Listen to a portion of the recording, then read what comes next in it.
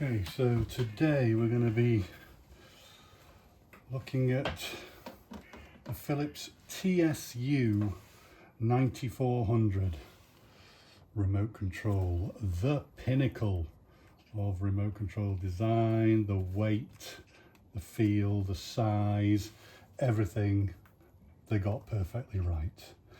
They left that market, nobody knows why, because they were certainly the leaders, and this product even now is still the most configurable. You know, you can make your own designs much more sort of professionally than any other remote that I've personally seen. I think there are some new ones coming out now that may give this a challenge, but for all the years it's been around, it's the best. Harmony, Logitech Harmonies kind of came and went. They never kind of had the same flexibility as these in my mind. But the problems you get as they get older, this wheel here, either like this one, just becomes too loose and slack and sounds gritty when you try and turn it. That should be nicely sort of lubricated and smooth. Or you get them like this, where it's all gunked up. I don't know what lubrication or grease Philips originally used, but over time it goes all claggy, and you know, you can't hardly turn that at all. So we're going to be getting into that. Also, you've got the problem of the sort of rubberized coating that a lot of manufacturers were using back in the day. I don't think they appreciated that over time that becomes really horrible and sticky to the touch. But on these remotes, it's only a reasonably thin layer and you can get it off. So we'll be looking at that as well. But yeah, you find these in sort of various states of functionality. This one you can see is stuck on the Philips logo boot up screen and goes no further than that. So we're going to resolve that first of all. And the way you do that is to plug it in on the USB. I've got my Windows 11 PC running here, and you have to have the sort of final versions of the Philips software. I've got here the TSU9400 last version, sort of firmware updater, version 7.4.22, which was the last one released as far as I know. So with it plugged in, stuck on the Philips logo, if you open the firmware updater, click next, it says straight away problems connected with the control panel. So if you press the home, the menu, and the sort of page up button on the side, the controller will reboot and you can try again. Please ensure so it still can't connect, so we go troubleshoot, and this time we'll do that same reboot sequence, but then we'll press and hold the three middle hard buttons there, and you get to this screen: application firmware download mode, normal operation not possible. And that, once you've got that on the screen, you can click this repair button and it should start copying the firmware.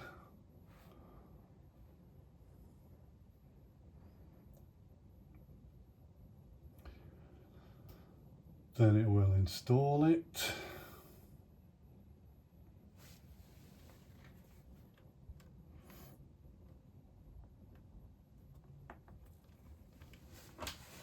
Application firmware is being updated. Please wait.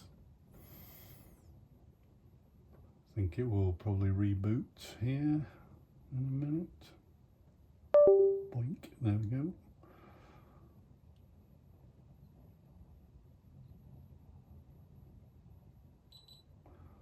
Get a double beep. Starting up. Please wait. And with a bit of luck, Yeah, current firmware version is now 7.4.22. Now it's just sort of doing the calibration on the touch screen. So if you get your stylus out and just tap on the little crosshairs as they appear, just to sort of give it some idea of, and then there it's working again. This is the sort of standard default Philips configuration file that they sort of ship these with. It's pretty clunky, and you know, you immediately have to overwrite it to work on your own system, but at least, so we've resurrected the controller. Now we're going to sort out this gunky wheel, which means taking it apart, which should be fun. Okay, to gain access to clean up this wheel, we need to take the thing apart. You're going to need a Torx T6 screwdriver. All the screws are the same size, so you just need the one. We're also going to need a couple of little plastic splungers and levery kind of tools that you would find in your standard sort of iPhone repair kit, because the first thing you've got to do is prise off this sort of infrared sort of cover piece. So I normally take the stylus out of the way and just try and shove the little plastic thing in to sort of just crack it, and then once you're in, you can just pull that off. You've then got to switch it off normally, take the battery out, so that's your first T6 screw there. Battery cover comes off, pull the battery out, check if your battery's sort of getting a bit fat. So that's the sort of telltale sign with these that they're on the way out. I've seen them where they're so fat they're sort of pushing this plastic cover and breaking the lugs on it, trying to explode their way out of there. This one seems okay. So there's a screw up at the top, one, and then two screws down here at the bottom. One, two. What I normally do then is get my little levering tool and sort of just shove it in this corner to try and break it apart up there, and then come down to the bottom, sort of prise it from the inside so you're not damaging this sort of nice edge, and the other side should come away. There is a connector where this sits on the charging base that's wired onto the board, just with a little plug that you can grab this sort of wire loom, just sort of gently pull that out. It's sort of clipped in place as well, just under a little bendy clip there, so you can get rid of that. There's your bendy clip. So then there's a couple more screws, one up at the top there. These are slightly smaller than the three you've just removed, so just remember where you got them. 1, 2, and one in the middle there. In fact, there's two in the middle there. So 3 and 4, there's one at the edge. You can see, you'll remember where they went because Philips have kindly put a little white circle around them all, so you cannot really go wrong. So when the 4 screws are out, you just need to release this little brown clamp up at the top. Then that ribbon cable pops out. While you're doing that, you can sort of release this circuit board and just leave the big ribbon connected because it'll fold over like that. I like to completely disconnect and give it all a clean while it's sort of out in the open. So once you've unclipped, that will come out. I think that's the backlight to light up the screen, and this is everything else, the display and the touch functionality.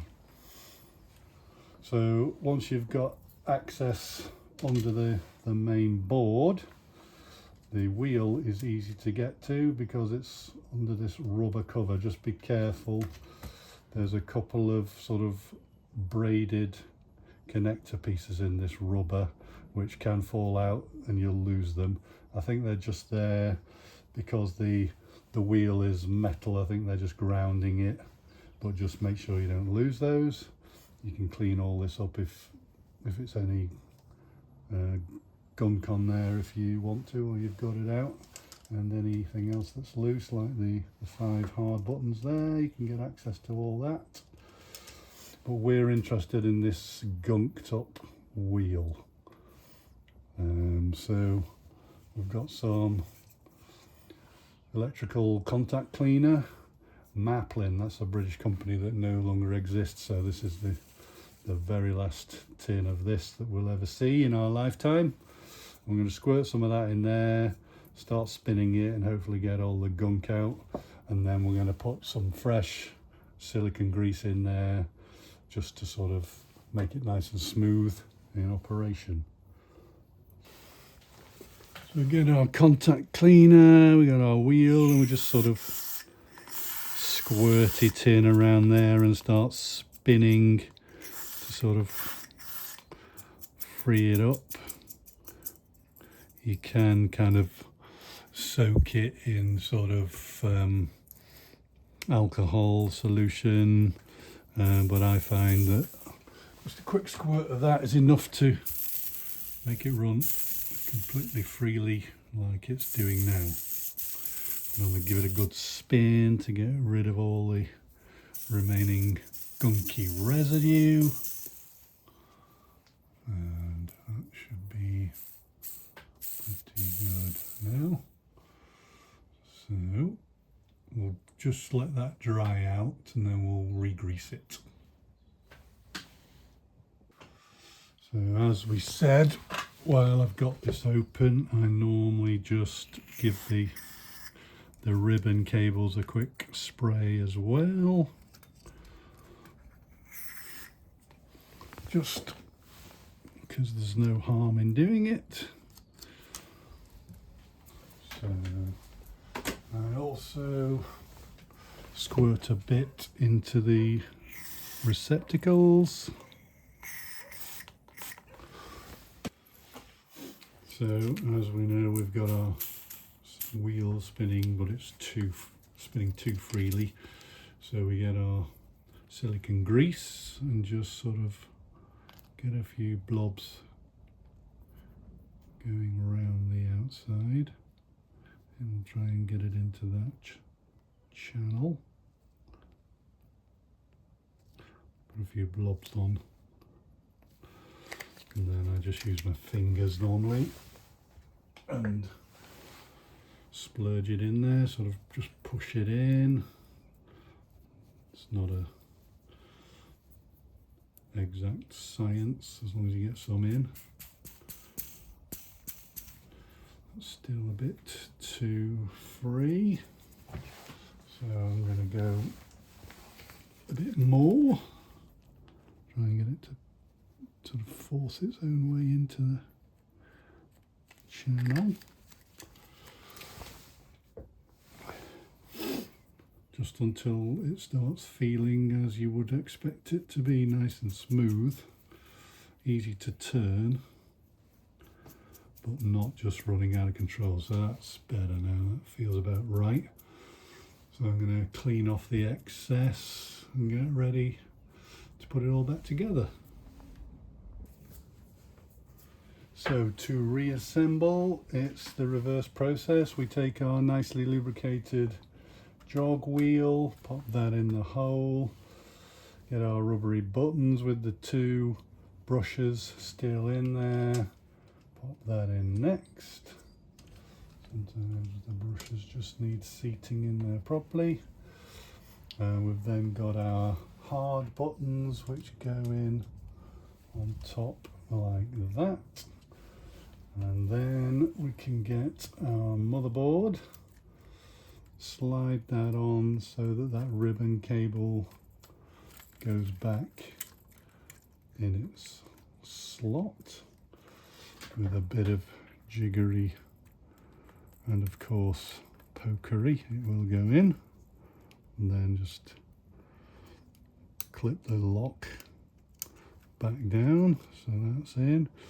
You then sort of have to just bend it slightly to get the USB socket to line up with the hole.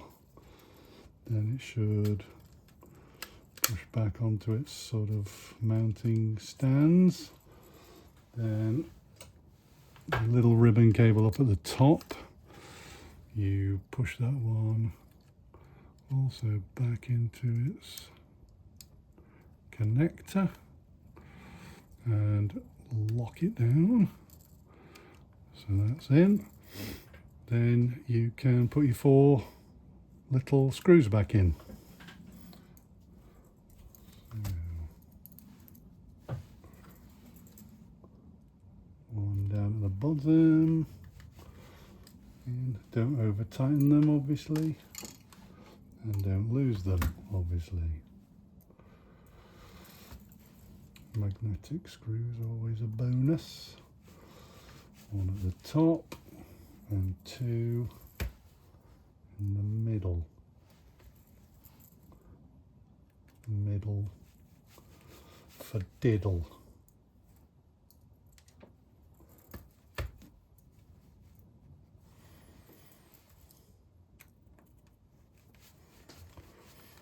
Like so, so that's all in and sorted now. Good time to just sort of have a feel of your newly cleaned up wheel. So it shouldn't spin freely, but it should be perfect like that, just nicely lubricated, free to turn. I mean, these jog wheels, it's, you know, the whole design is really well thought out and beautifully put together.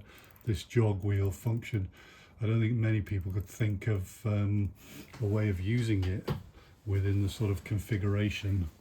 It's more like a sort of video editor's sort of jog backwards and forwards kind of functionality that you would want from it. But in my configuration, I've got something that I like to put on there just to test the wheel, so we'll look at that in a minute. Next is getting the little on-off switch back in to its little home. It is a bit fiddly. You can see the hole where the switch needs to end up, and you can see the switch itself on the board is this thing here.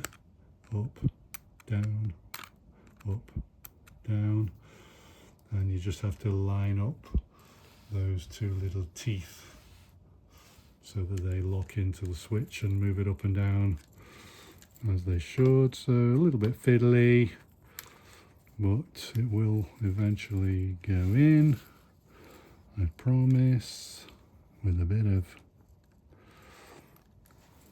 persuasion. And there you can just sort of see that the switch is in the hole. Pushing it up and down has the equivalent effect on the actual little switch inside there. Click, click, all fine. Next bit of the puzzle, you have to reconnect the cable from the back panel in here for the charging base connection. It should go in with a bit of persuasion. Make sure the cable is wrapped back around that little clip at the bottom, sorry, in the middle of the board there, and then just push the 2 halves back together and clip it in so that it's all back as was. Then you've got your 3 big screws to put back in.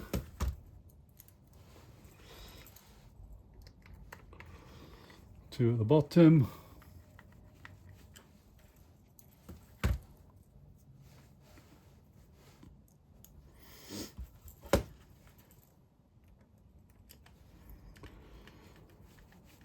two, one at the top, Bosch. So just make sure it's off.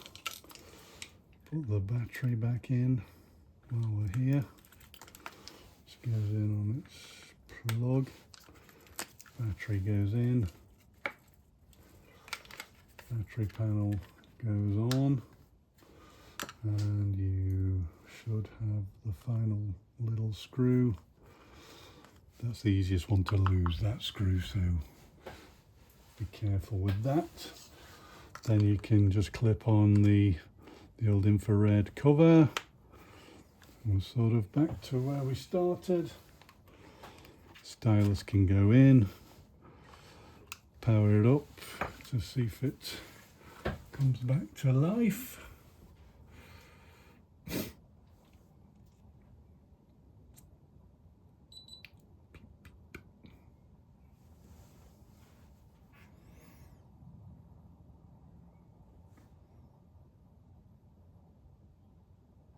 All good to go. Nicely cleaned, nicely refreshed. I'll just load my configuration just to show you the wheel function. So we're going to go back into the USB socket. We hear the confirmation on the PC, and then we're running Pronto Edit Professional version 3, which runs fine on Windows 11. I see people sort of saying on forums, how dare Philips desert us now that Windows is all 64-bit, nothing works. But I installed it onto Windows 11 and it works perfectly fine. So I'm just going to open my sort of standard config for this device. And I'm going to click download to send it in. Confirmation on the screen.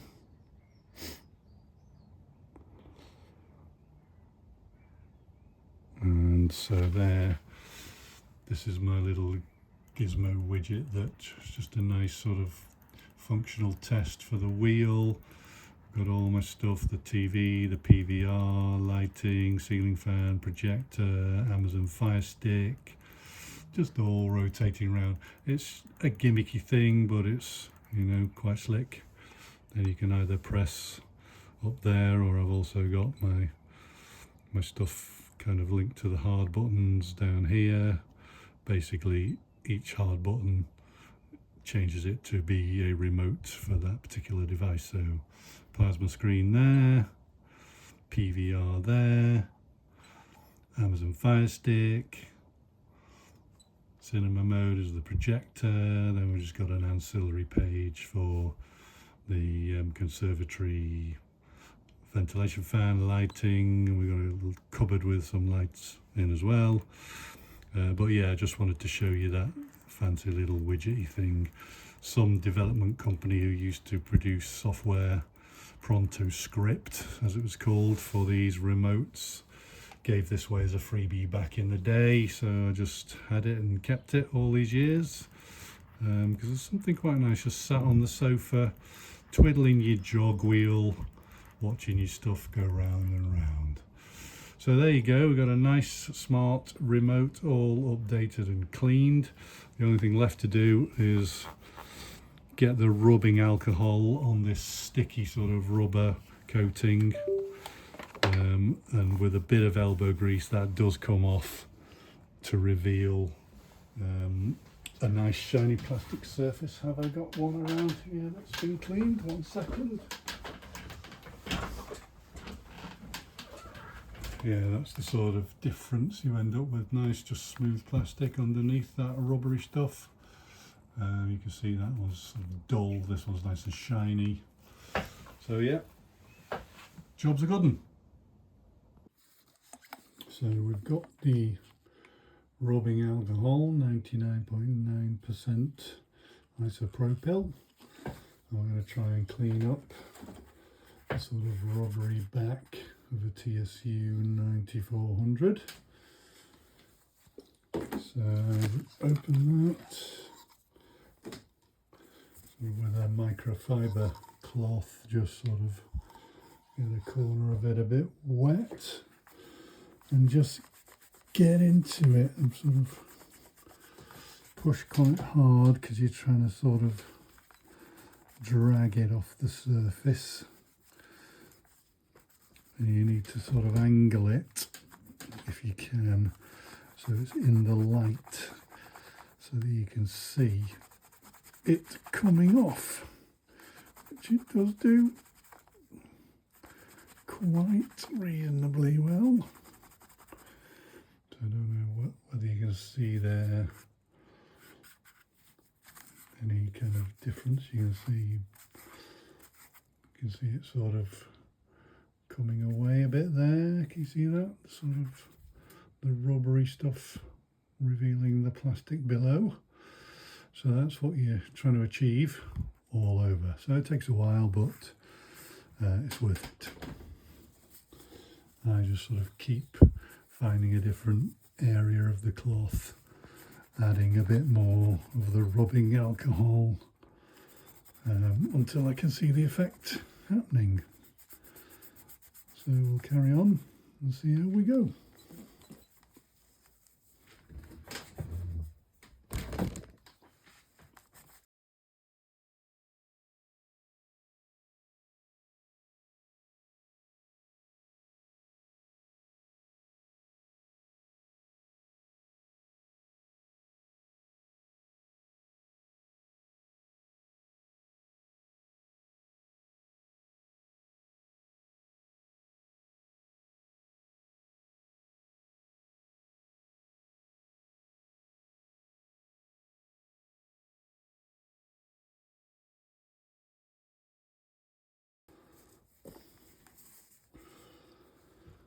Your microfiber cloth is going to get gunked up as you go with the residue of the rubber. That's why you want to keep sort of rotating your way around the cloth so you're always working with a clean bit whenever you can be. And the clean bit will then also get clogged up, and round you go. So you probably end up throwing the microfiber cloth away once you finish this process, because it'll all be gunked up with this hideous rubber.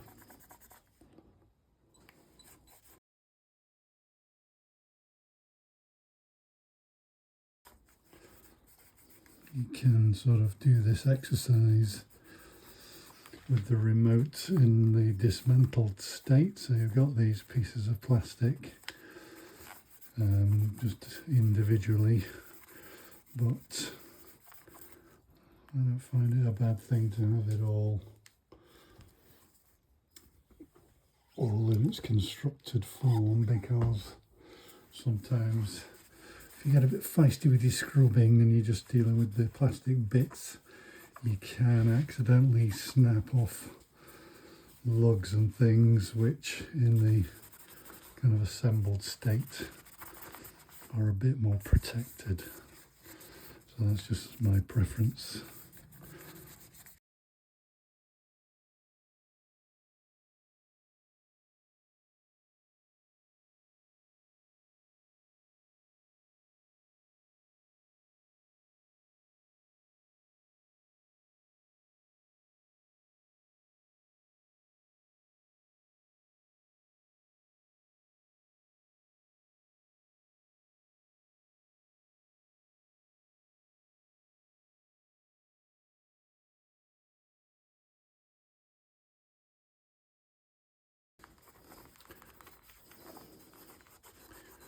You see some YouTube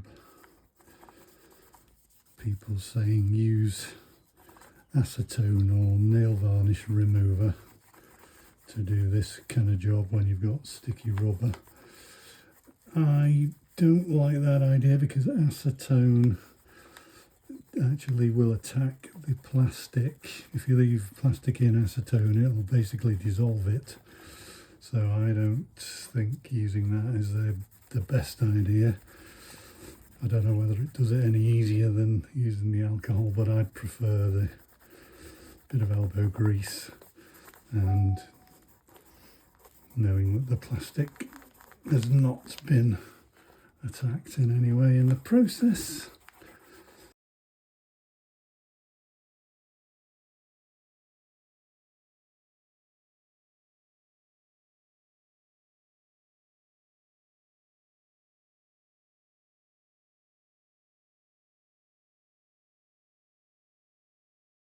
Well, you don't have to do it in one go like I'm doing here. This is just to get an idea for you what sort of time commitment you're talking about.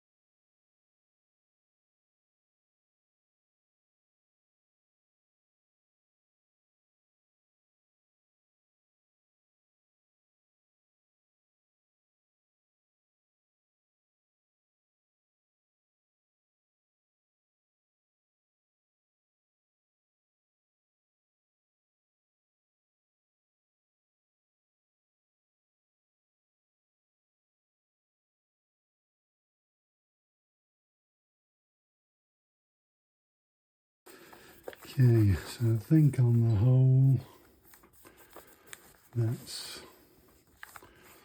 pretty much done now. Everywhere smooth. Oh, you can see a bit, just caught the light there and I saw a bit of rubbery gunk. I mean, there's something there. I think that's just a blemish on the actual plastic. It's not rubber because it's not coming off, but it's smooth everywhere, nice and smooth, nice and shiny. So I think that is done, and it looks like that took about 17 minutes, so not too bad. Just as a final note, this is the sort of half successor to the TSU9400. It was released after the 9400, but it's TSU9300. I think that's because it was slightly smaller, the number went down, and also it doesn't support the Pronto script programming language, so the little widgety things moving around is not possible on this device. But it does have a wheel, and so if you want to clean this wheel up in a similar manner, the method to get in one of these is slightly different, so I just thought I'd show you briefly. So we start by switching it off, click, with your same T6 Torx screwdriver, one screw, remove the battery cover, and you can pull the battery out. Then there's 3 screws under there.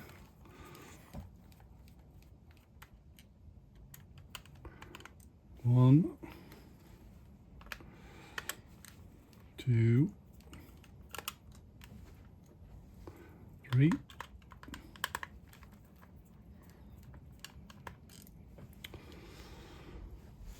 Once those are out, to get it open, you just get your sort of iPhone tool again and sort of try and get under the edge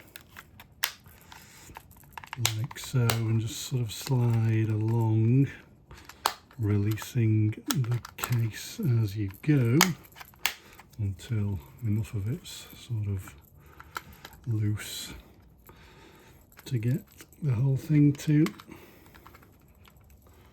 pop off. There's that on off switch, similar story to the other one. That comes off loose.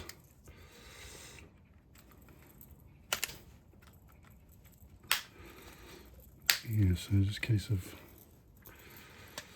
working your way around until the whole thing comes off. The charging bit is built into the board on this one, and there's just one screw from memory. Just take that screw out and then the whole board will come off. I think you have to just slightly jimmy these little clips to release it, and then you've got your access to your wheel again under there. Hope that's helpful.